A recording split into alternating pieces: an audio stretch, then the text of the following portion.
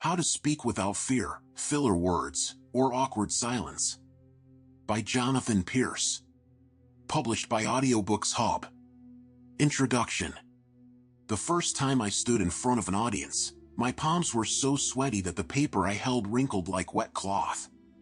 My mouth went dry, and every sentence in my head dissolved into a jumble of and long pauses that felt like an eternity. People weren't cruel, they nodded politely, but I could see their eyes glazing over. In that moment, I promised myself I would learn how to speak without fear, without filler words, and without those painful stretches of awkward silence. If you're reading this, you probably know exactly how that feels. Maybe your heart races before you speak up at a meeting. Maybe you worry about your voice shaking or your mind going blank. Maybe you hate how creep into your sentences. Or maybe you fear the deafening silence that sometimes follows your words. All of these are normal. But they don't have to be permanent. Over the years, I've learned that confident, smooth speaking isn't some secret talent reserved for charismatic extroverts. It's a skill, and like any skill, it can be learned, practiced, and mastered. The best speakers aren't necessarily the smartest or the most outgoing. They're the ones who know how to manage their inner state, structure their thoughts, and connect with an audience. This book is my attempt to give you what I wish I'd had when I started, a practical roadmap for speaking clearly and confidently in any situation. It's not about becoming a flawless robot, it's about sounding natural, authentic, and engaging while removing the barriers that keep your true message from shining through. Here's how we'll do it. You'll go through 10 specific techniques that will help you. Dissolve the fear that makes your voice shaky and your mind blank. Cut out filler words without sounding stiff or rehearsed. Handle pauses and silence with ease so they feel powerful, not awkward. Structure your speech in a way that keeps people listening. Project your voice, body language, and presence so you look and feel confident. Each technique builds on the last. By the time you finish, you'll have not just tips, but habits. You'll stop dreading the moment you have to speak and start looking forward to it. You'll discover that public speaking, whether it's in a meeting, a presentation, a classroom, or a casual conversation, can become one of your most powerful tools. This isn't theory. These are methods I've used myself, taught to others, and seen transform shy, hesitant people into speakers others admire. The techniques are simple enough to practice right after you read about them, but powerful enough to change how people perceive you. And here's the best part, you don't need to change your personality to succeed. You don't need to become louder, funnier, or more dramatic. You just need to strip away the habits and fears that are blocking your natural clarity and confidence. So take a deep breath. Imagine the version of you who speaks calmly, fluently, and with presence. That version of you already exists, you're about to learn how to bring it out. Chapter 1. The first and most powerful step to speaking without fear, filler words, or awkward silence is learning to control your state before you speak. Most people focus on the words they're going to say, but they forget that the way they feel internally will shape everything about how they sound. Your breathing, your posture, your voice tone, even your ability to think clearly, all that starts with your state. Fear of speaking isn't really about the audience, it's about the body's automatic response to stress. When you feel exposed or judged, your nervous system triggers fight or flight. Your heart rate increases, your breathing becomes shallow, your muscles tense. In that state, your brain literally has less access to language. That's why your mind goes blank and why sneak in, your brain is scrambling to fill space while you try to recover. The good news is that this can be interrupted. The moment you change your physiology, your thoughts and words begin to flow again. Before any speaking situation, a meeting, a class presentation, even a casual conversation you're nervous about, take 30 seconds to reset your state. It sounds simple, but it works. Here's one method. Stand tall with your feet firmly on the ground, shoulders relaxed, and inhale slowly through your nose for a count of 4. Hold for a count of 2. Exhale through your mouth for a count of 6. Do this 3 or 4 times. As you breathe, look slightly upward, not down. This posture signals safety to your nervous system. Within seconds, your heart rate slows, your voice steadies, and your mind clears. Another trick is to speak your opening line quietly to yourself before you start. This primes your brain for the sound of your own voice. It's like warming up an instrument before playing. Athletes stretch before running. Singers do vocal exercises before performing. Speakers need to warm up their body and voice before talking. The mental side matters too. Instead of thinking, "What if I mess up?" shift your focus to "How can I help them?" Fear shrinks when you focus on giving instead of performing. You're not being graded, you're sharing something valuable. This mindset change takes practice, but it transforms the energy you bring into a room. When you combine physical grounding with a giving mindset, something almost magical happens. Your voice becomes steadier, your words come easier, and the pauses between your thoughts feel natural rather than terrifying. You're no longer fighting your body, you're working with it. This first technique may feel small, but it's the foundation for everything else in this book. Without it, the other strategies will feel forced. With it, you'll have the calmness and clarity to implement the next steps, from removing filler words to mastering silence. Practice it today. Before your next conversation or meeting, pause for 30 seconds. Breathe, stand tall, shift your focus from yourself to your listener. Notice how your body feels. Then speak. You may be surprised at how much smoother, clearer, and more confident you sound, even if nothing else changes yet. Chapter 2. Once you've calmed your state, the next step is to eliminate the crutch of filler words.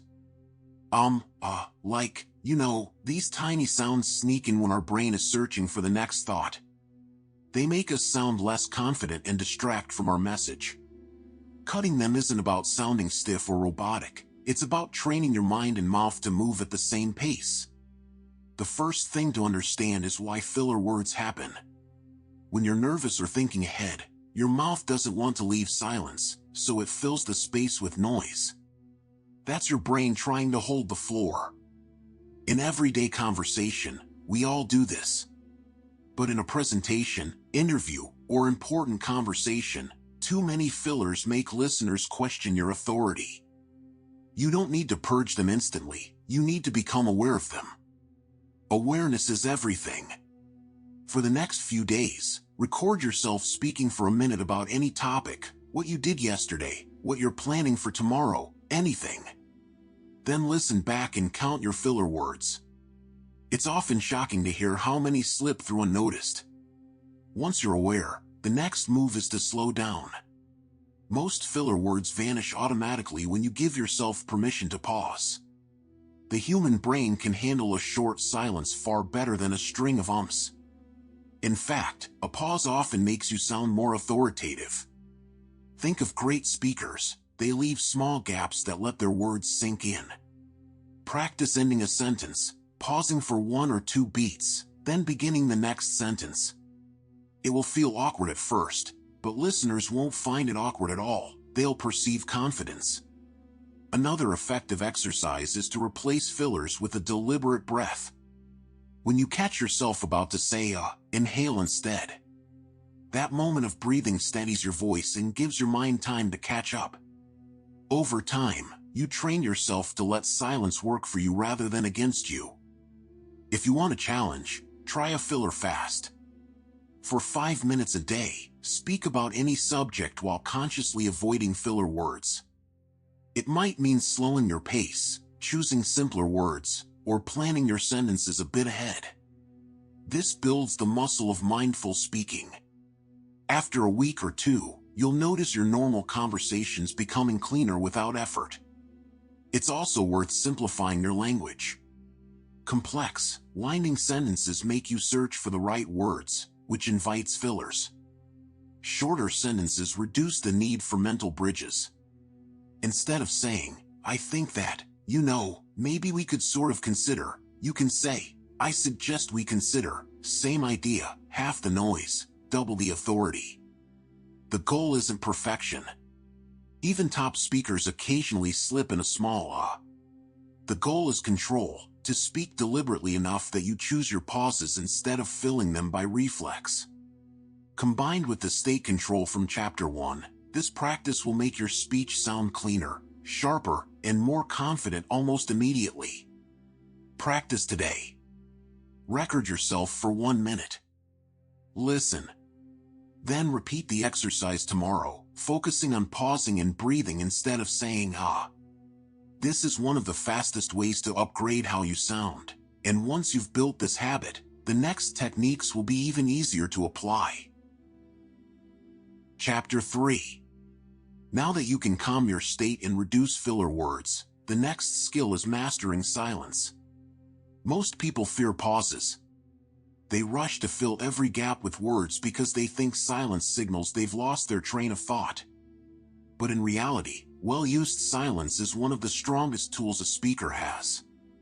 It creates rhythm, draws attention, and gives your listener time to absorb what you've said. Think of a great piece of music. It's not only the notes that matter but also the rests between them. The same is true with speaking. A pause after an important idea works like bold or italics for the ear. It makes your words stand out. It also gives you a moment to breathe and collect your next thought, which keeps fear and filler words from creeping back in. Why does silence feel so awkward? Because when you're speaking, time stretches. A 2-second pause feels like 5 seconds in your head. But to your audience, it feels normal. In fact, they often don't even register it as a pause. They're processing what you just said. Understanding this difference between how you feel and how they hear is key to using silence confidently. Here's a practice you can try. Pick a sentence, any sentence. Speak it aloud. Then pause for 2 full seconds before continuing with another sentence. Count 1,000, 2 1,000 in your head if you have to. At first it will feel painfully slow.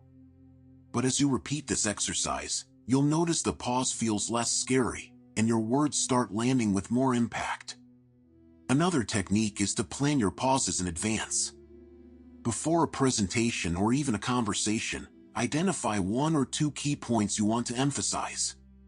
Mark a mental pause after each. When you reach that point, stop speaking. Breathe. Let the silence do the work. Listeners lean in during those moments. You're not losing them, you're pulling them closer. You can also use silence to handle unexpected blanks. Suppose you forget your next point. Instead of panicking and saying "oh" or "hang on," simply pause, breathe, and look thoughtful. Most audiences interpret this as composure, not confusion. Silence buys you time while preserving your authority. This skill takes courage because it feels counterintuitive. You're choosing to not speak when all your instincts tell you to keep talking. But once you experience how powerful it is, you'll never want to go back.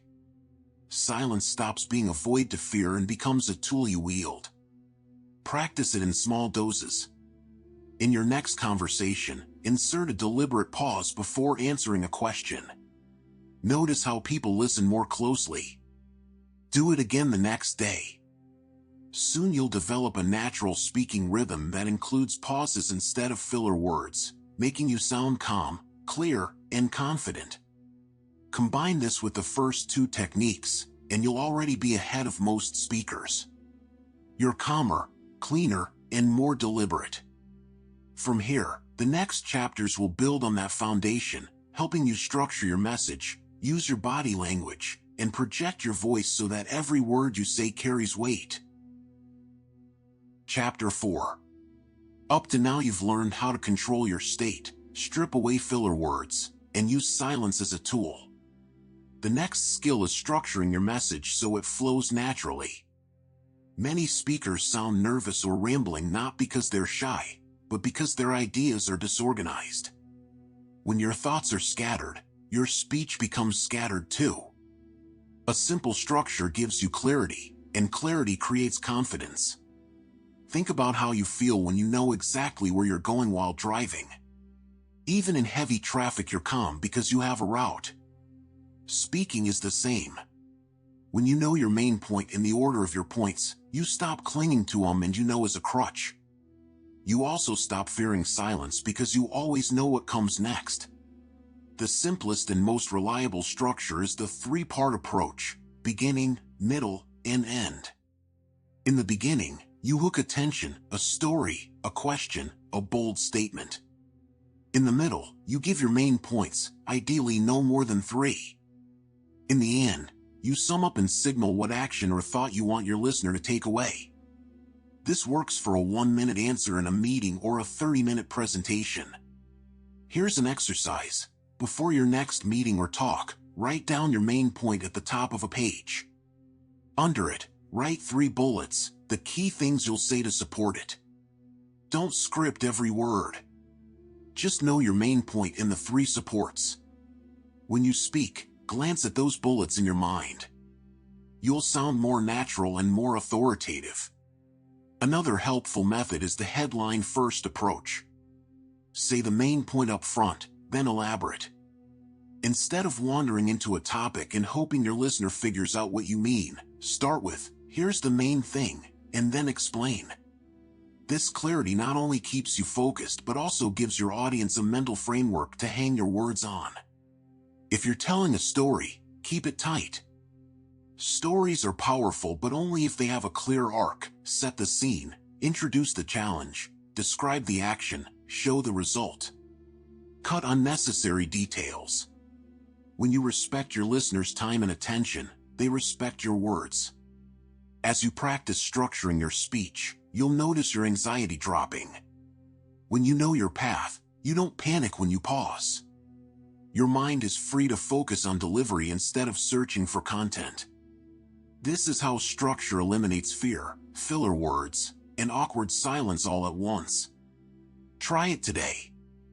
Before your next conversation where you need to explain something, jot down your main point in 2 or 3 subpoints. Speak from that mental map instead of improvising blindly. You'll feel more in control, your listener will feel more guided, and your words will land with greater impact. This skill, combined with the first 3 techniques, gives you a foundation: calm body, clear language, deliberate pauses, and a simple roadmap. In the next chapters, we'll build on this by refining your voice, body language, and connection with your audience so that every message you deliver feels strong, natural, and memorable. Chapter 5. Now that you have calm, structure, and control over your words and pauses, the next step is to work on your voice itself. Your voice is the instrument that carries your message. Even the most perfectly structured speech can fall flat if the voice is weak, shaky, or monotonous. Conversely, a strong, warm, and varied voice can make even simple words compelling. Most people underestimate how much their voice can change with practice. They assume it's fixed, like eye color. But your breathing, resonance, pitch, and pace can all be improved. When you train your voice, you don't just sound better, you feel more confident, which in turn reduces fear and filler words even further. It starts with breath. Breath is the fuel of your voice. Shallow chest breathing produces a thin, tense sound. Deep diaphragmatic breathing creates a fuller, steadier tone. Put a hand on your stomach and inhale so your hand moves outward. Speak a sentence while letting that breath flow. Notice how much richer your voice feels. Practice this for a few minutes a day. It will make your voice naturally more grounded. Next is projection. Projection doesn't mean shouting. It means directing your voice so it carries without strain. Imagine you're speaking to someone at the far end of the room. Keep your throat relaxed and let your voice ride on your breath. This gives your sound more presence and makes you easier to hear. It also signals confidence to your listeners. Then comes variation. A flat, unchanging tone is the fastest way to lose an audience. Your voice should rise and fall like waves. Emphasize keywords by slightly increasing your volume or slowing your pace. Lower your voice for serious points, lift it for excitement. These subtle shifts keep people engaged and help them feel the meaning of your words. Pace is another hidden power. Nervous speakers tend to speed up, which invites filler words and makes them hard to follow. Consciously slow down. Give each phrase a little space. This not only improves clarity but also makes your voice sound more authoritative. A slower pace with intentional pauses creates the impression of thoughtfulness and control. A simple daily exercise: read a paragraph from a book aloud, focusing on breath, projection, and variation. Record yourself. Listen back and note where you sound strong and where you sound thin or flat. Small improvements compound quickly.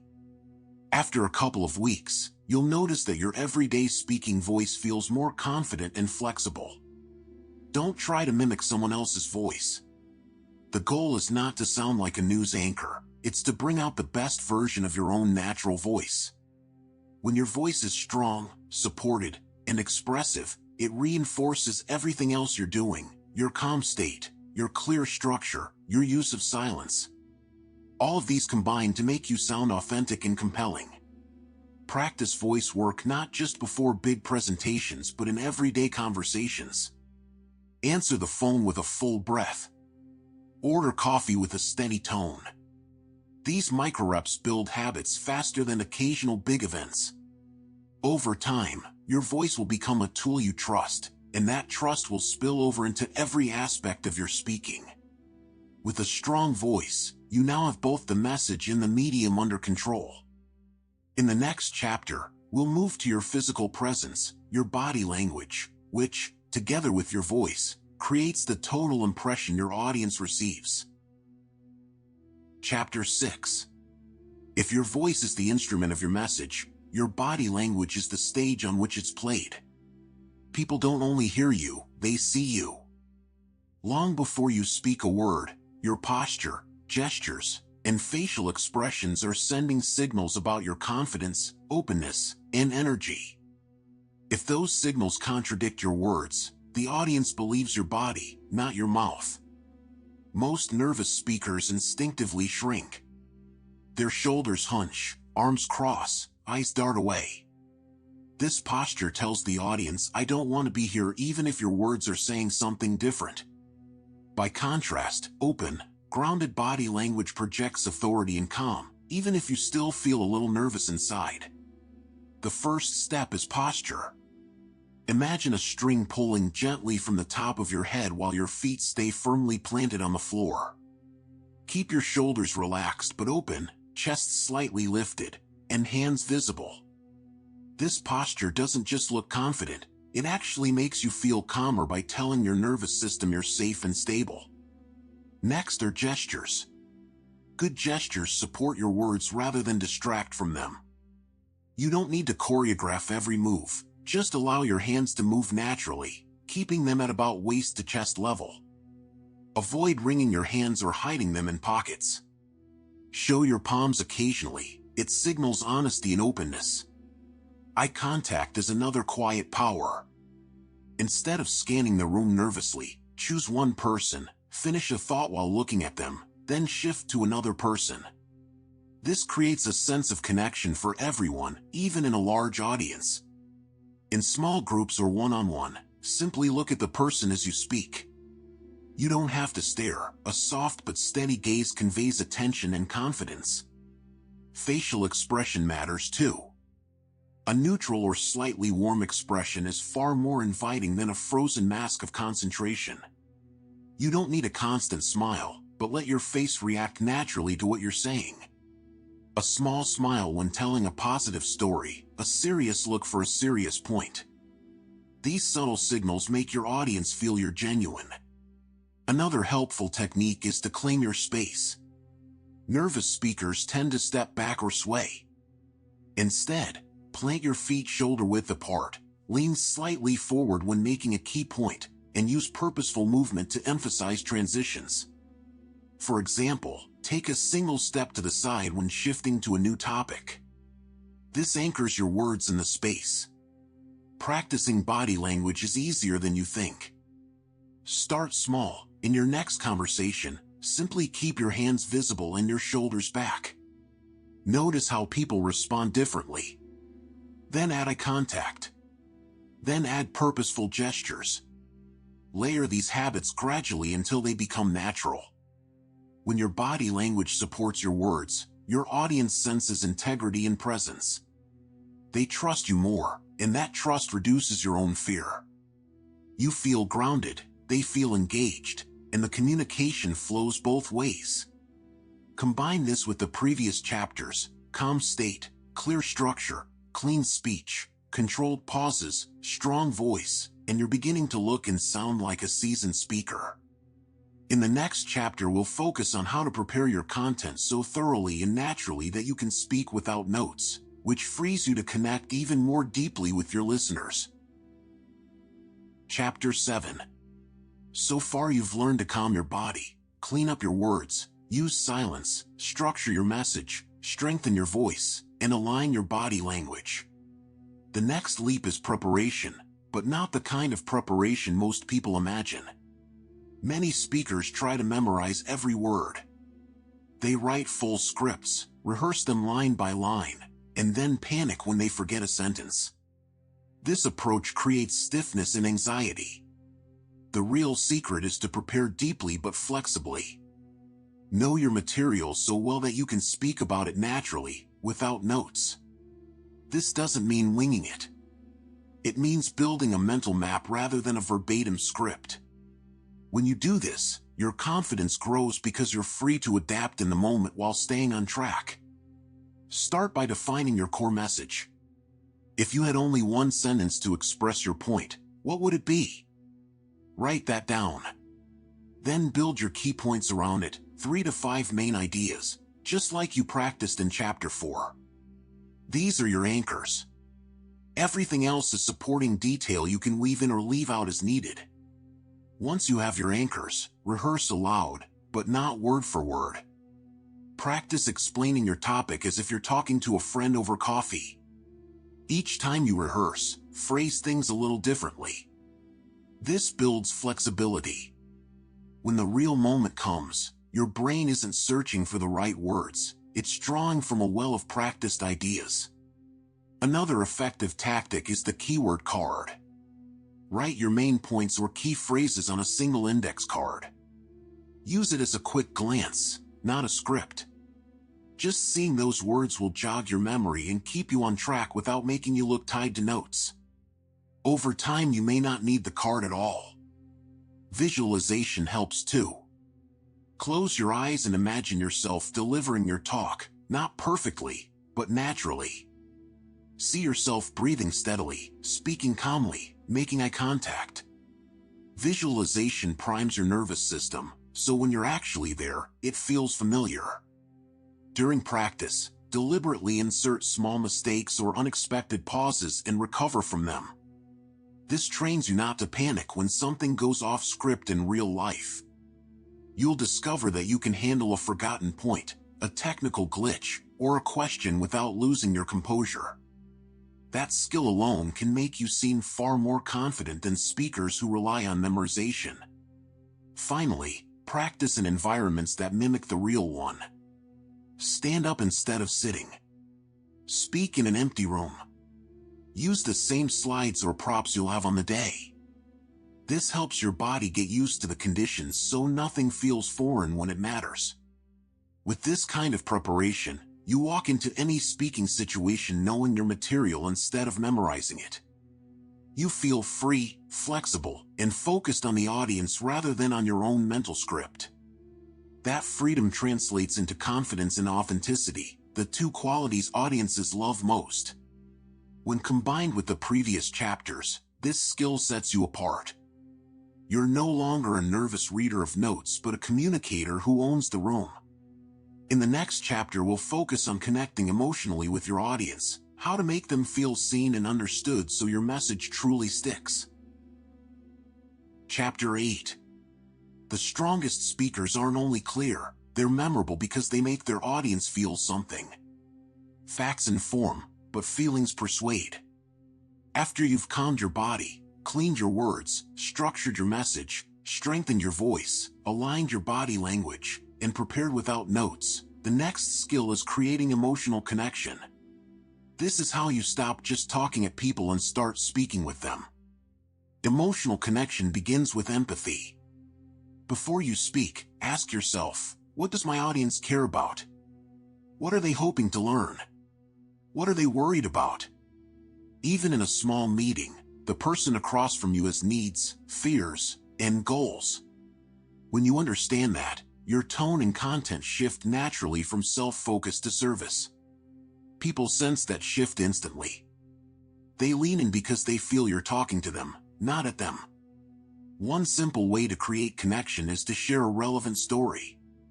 It doesn't have to be dramatic. A short personal anecdote or a real example can make an abstract point tangible. Stories trigger emotion and imagination in a way statistics can't. The key is authenticity. Don't tell a story just to manipulate, tell it to illustrate. Audiences can feel the difference. Another is to use language that includes rather than distances. Instead of I all the time, weave in we, together, or you. This small shift changes how people hear your words. It stops being a lecture and becomes a conversation. For example, you've probably felt nervous before a big presentation, just like I have invites a bond. Suddenly the audience isn't judging you, they're joining you. Your voice and body can reinforce this connection. Warmth in your tone, open gestures, and eye contact signal sincerity. Even a simple nod while listening to a question shows respect. People don't remember everything you say, but they always remember how you made them feel.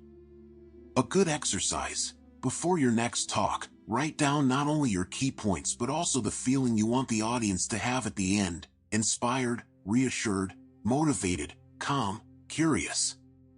Then design your examples, tone, and closing words around that feeling. This intentionality keeps you from sounding mechanical. Also, pay attention to how you respond in the moment. If someone looks confused, slow down and clarify. If they laugh, smile with them. This responsiveness shows you're present, not on autopilot.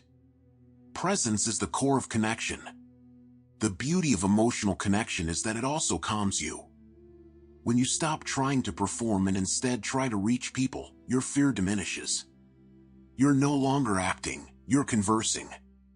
And because you're connecting, small imperfections in your delivery don't matter.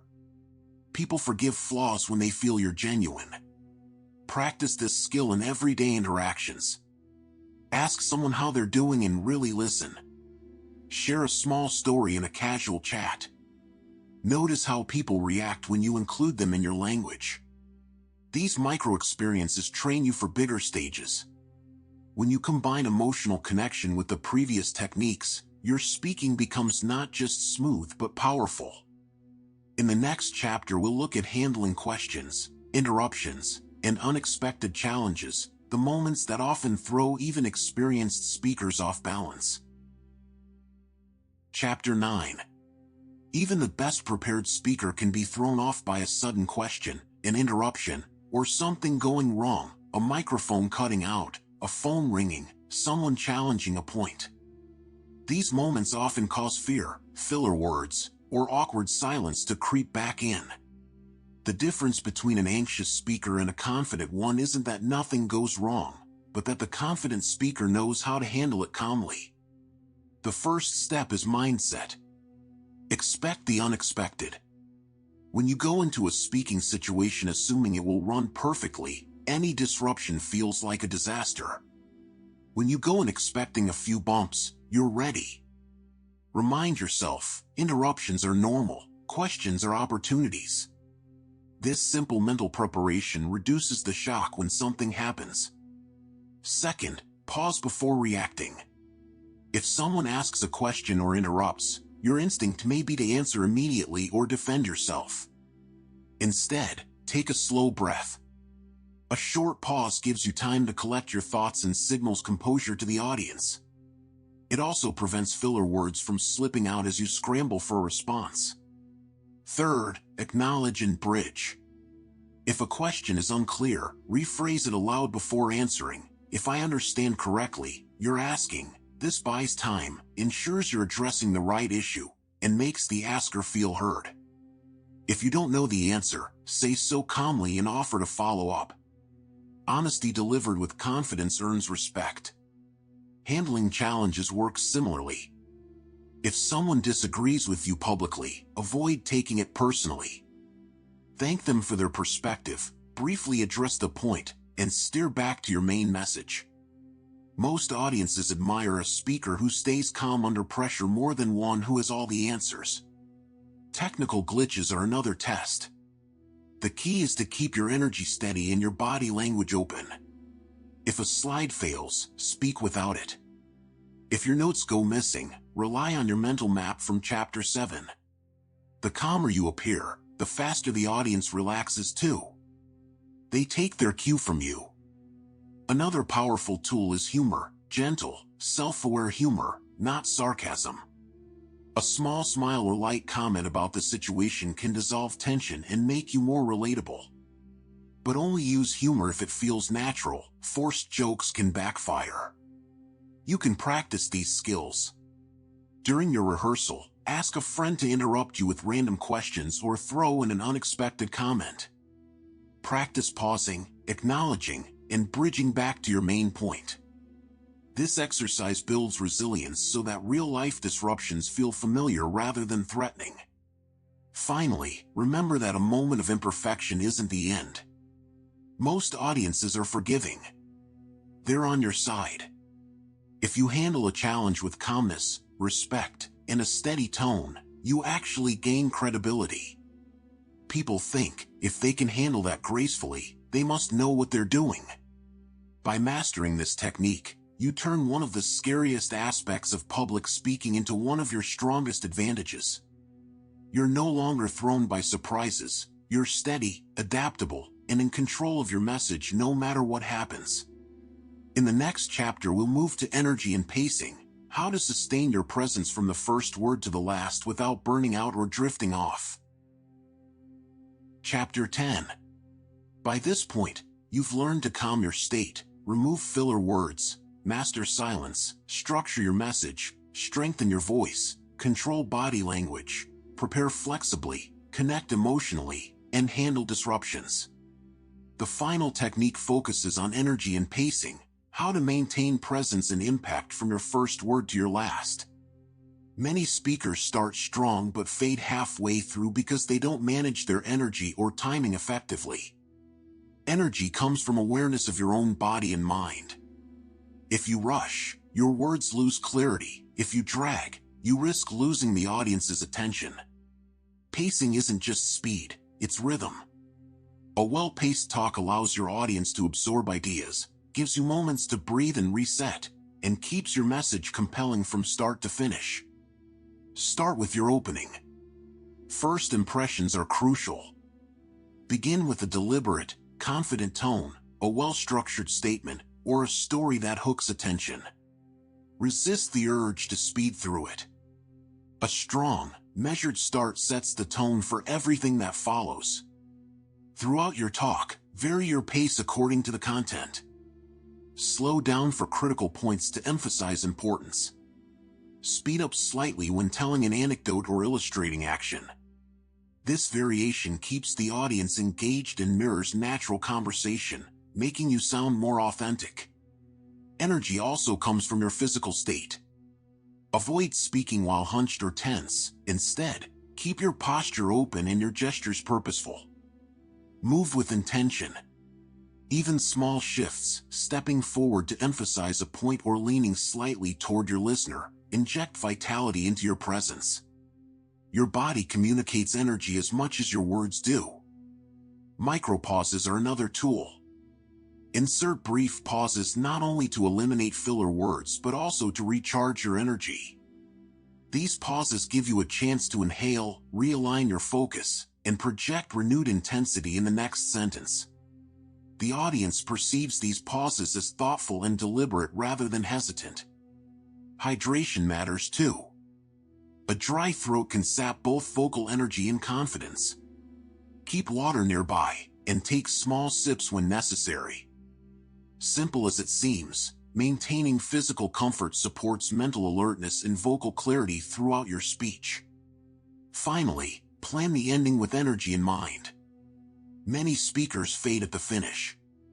Instead, craft a memorable closing, a call to action, a powerful quote, or a concise summary, and deliver it with intention. This leaves a lasting impression and ensures the audience remembers your message, not just your pauses or filler words. Practice energy and pacing in everyday conversations, too. Notice when your voice drifts or your pace accelerates nervously. But just mid-conversation. These micro-practices make big stages feel natural and keep your presence strong from start to finish. By combining all 10 techniques, state control, filler elimination, silence, structure, voice, body language, preparation, emotional connection, handling disruptions, and energy/pacing, you're no longer just speaking, you're communicating with confidence, clarity, and impact. You can enter any conversation, meeting, or stage knowing your message will be heard and felt. Conclusion. You've now walked through the 10 essential techniques for speaking without fear, filler words, or awkward silence.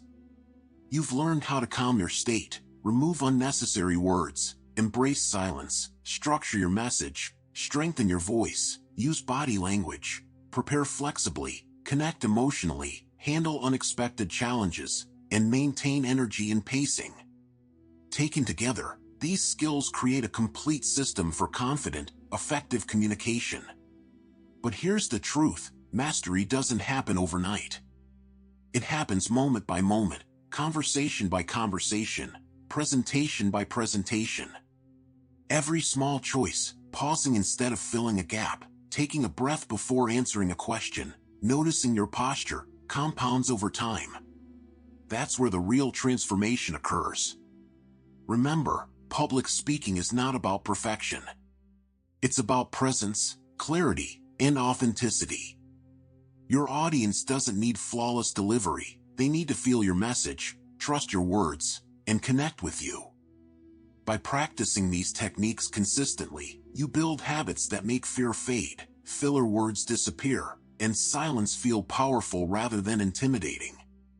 Reflect on how far you've come. Each chapter was designed not just to teach, but to give you exercises, insights, and practices you can apply immediately. Some techniques will feel natural quickly, others will take patience. That's normal. Growth often comes from consistent effort, not dramatic leaps. The ultimate secret to speaking without fear is this: the more you focus on serving your audience and expressing your ideas clearly, the less space there is for anxiety or doubt. Confidence isn't about erasing fear, it's about moving forward despite it. Every pause, every deliberate word, every well-placed gesture reinforces your authority and your authenticity. Now it's your turn. Step into your next conversation, meeting, or presentation armed with these tools.